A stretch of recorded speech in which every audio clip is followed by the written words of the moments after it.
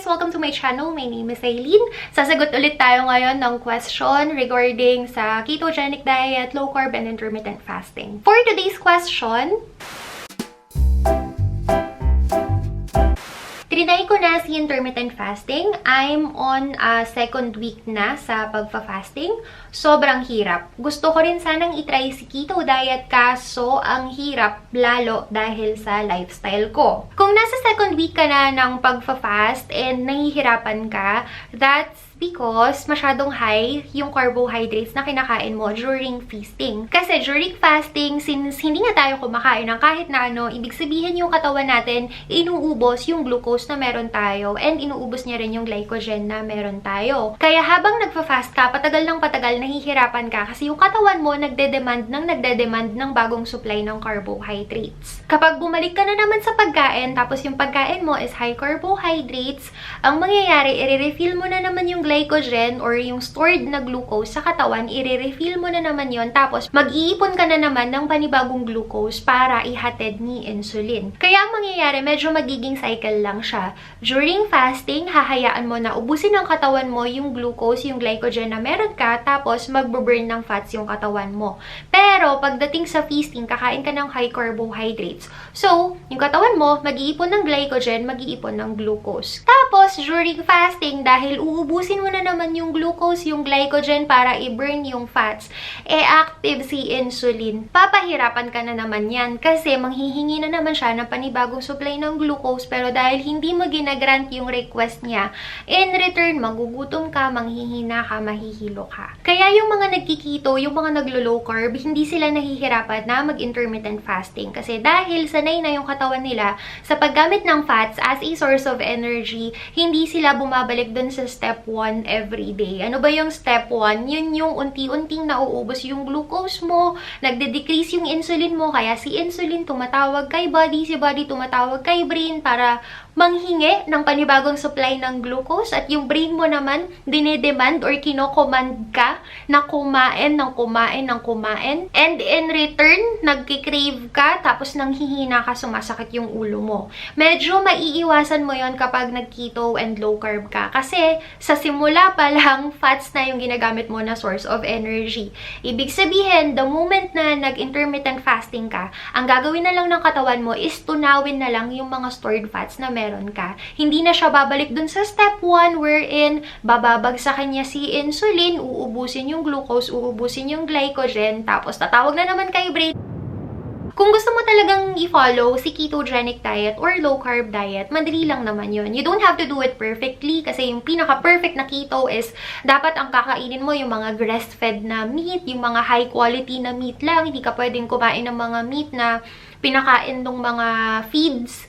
Tapos, yung eggs mo, dapat mga free-range na eggs. Tapos, alam mo yun, good quality ng everything. Tapos, mga organic na vegetables, organic na ganito, ganyan. Kung ang kaya mo lang na gawin is eliminate yung rice, for sure kaya mo naman yon, 'di ba? Mahirap siya sa simula pero pwede. Kung kumakain ka, for sure merong rice tapos merong ulam. Eliminate mo si rice, kainin mo lang ulam. Kung yung pagkain mo is, ano ba yung mga pagkain na may patatas? Menudo ba yun? Kaldereta? So kung ang ulam mo ganon, yun lang yung kainin mo. Yes, bawal yung carrots, yes, bawal yung patatas, pero okay lang yan. Tanggalin mo lang sa simula yung rice, tapos ang kainin mo lang is yung ulam. Increase mo na lang siguro yung ulam na kakainin mo kung hindi ka pa busog dun sa kung gaano karami yung ulam mo. Kung for breakfast, bawal ang hotdogs. Merong specific na brand ng hotdog na pwede for keto and for low carb. Pero kung ang budget mo lang is yung hindi pasok sa low carb, tapos ang kasama nun is eggs, tapos rice, then eliminate mo lang yung rice, kainin mo lang yung hotdogs, saka itlog. Again, hindi siya perfect kasi yung hotdog na kinakain mo, number 1 hotdogs, dahil galing sa factory yan, hindi yan advisable for keto and low carb.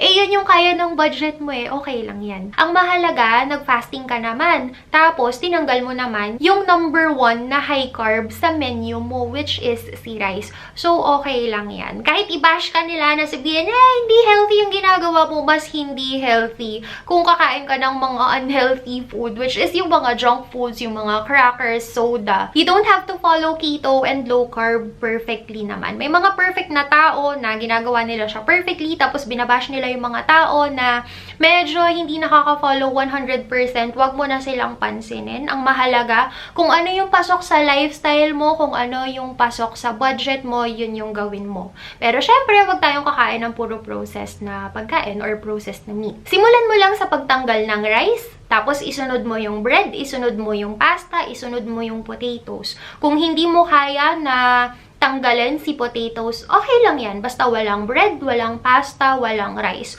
Kung yun lang yung klase ng diet na kaya ninyo, kasi hindi kaya ng budget at hindi kaya ng schedule, okay lang yan. I-combine mo si intermittent fasting with your regular diet, pero alis yung mga junk food, alas yung mga obvious na masamang pagkain, which is yung mga chichirya, which is na-mention ko na kanina, yung mga chichirya, anything na galing sa factory, pati pag-inom ng soft drinks, pati yung mga milk tea na yan, dahil syempre mataas yung sugar niya. Pasok naman siguro sa budget kung hindi na kayo magmi-milk tea, diba? Instead of drinking milk tea, inom na lang kayo ng tubig, siguro naman pasok sa budget yon, diba? Tsaka pasok sa lifestyle yon. Hindi ko alam kung magkano ang presyo ng apple cider vinegar sa Pilipinas, pero sure na sure ako na ang isang bote nun, yung maliit na bote, is enough para makabili ka ng 1 to 2 na malaking size ng milk tea.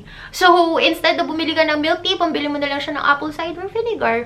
Kung hindi pa rin talaga kaya ng budget, okay lang yan. Again, skip mo na lang si rice, pasta, bread, potatoes kung posible. Kung hindi, again, okay lang yan. Kahit konting change lang yung gagawin mo ngayon, malaking bagay yan in the future. Imagine, in 1 year, merong 365 days. Sa loob ng isang taon, everyday ang ginawa mo, baby steps lang. Tinanggal mo lang si rice, pasta, bread, at saka potatoes. Plus, nag-intermittent fasting ka.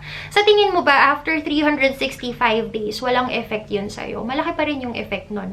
Kesa, aantayin mo na maging okay yung lifestyle mo, na maging okay yung schedule mo, na maging okay yung budget mo. Kung gusto mo talaga mag-lose ng weight, pero yung pag-alis lang kay rice, bread, pasta, at saka potatoes yung kaya mo, edi samahan mo ng intermittent fasting or 1 meal a day and exercise. Malaki na yung matutulong nun sa'yo. Hindi mo kailangang maghintay until kaya mo na siyang gawin perfectly bago ka magsimula. Magsimula ka na ngayon by removing rice, pasta, bread, and potatoes.